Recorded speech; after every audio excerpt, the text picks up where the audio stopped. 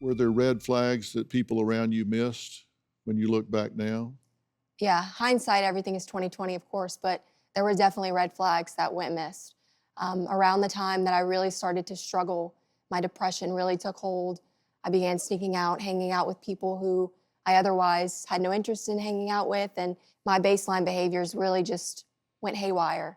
And because those behaviors were becoming prevalent, my parents, obviously not having any knowledge about the warning signs to be aware of with mental health challenges with youth, they were completely in the dark.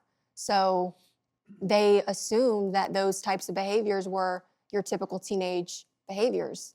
And so I was disciplined, and getting in trouble because of those behaviors only made me feel worse with the whole situation. Yeah, so they confused depression with rebellion, Yeah. and which is an easy mistake to make. Yeah. When you're looking at it then, like you say, hindsight's 2020. Was there a threshold that you crossed when you knew, okay, I'm doing this? To give some context, a week before my attempt, I was in New York City on a modeling trip. A local photographer reached out to me and invited me on the trip. And it was 8 girls. Some of these girls I had never met before. And on the trip, I felt like my joy had returned, and I finally felt like myself again.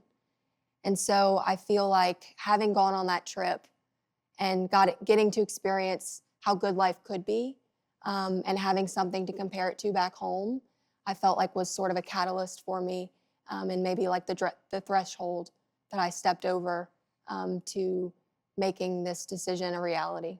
Mm-hmm. And once you made the decision, did you feel like there was no turning back?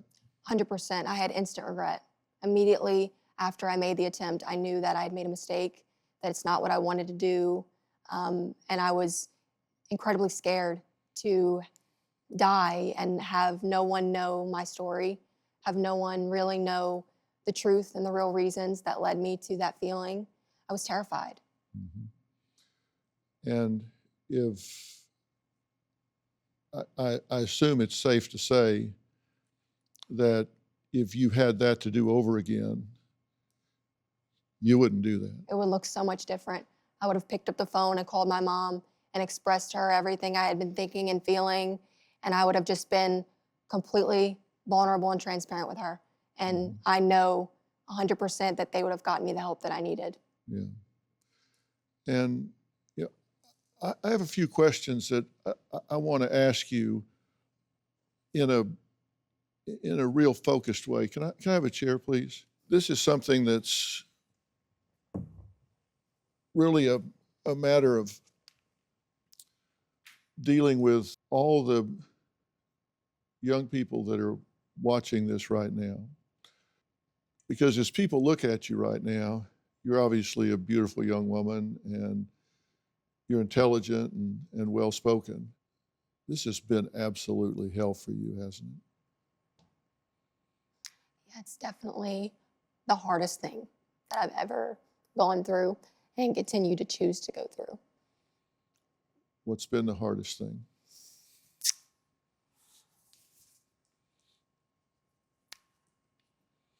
I'm an empath, so I feel like the hardest part about it all has been wanting to save everyone, because I know I've been there, and I know what it's like, and I know how it feels to feel like if you talked about your feelings or your problems, no one would care.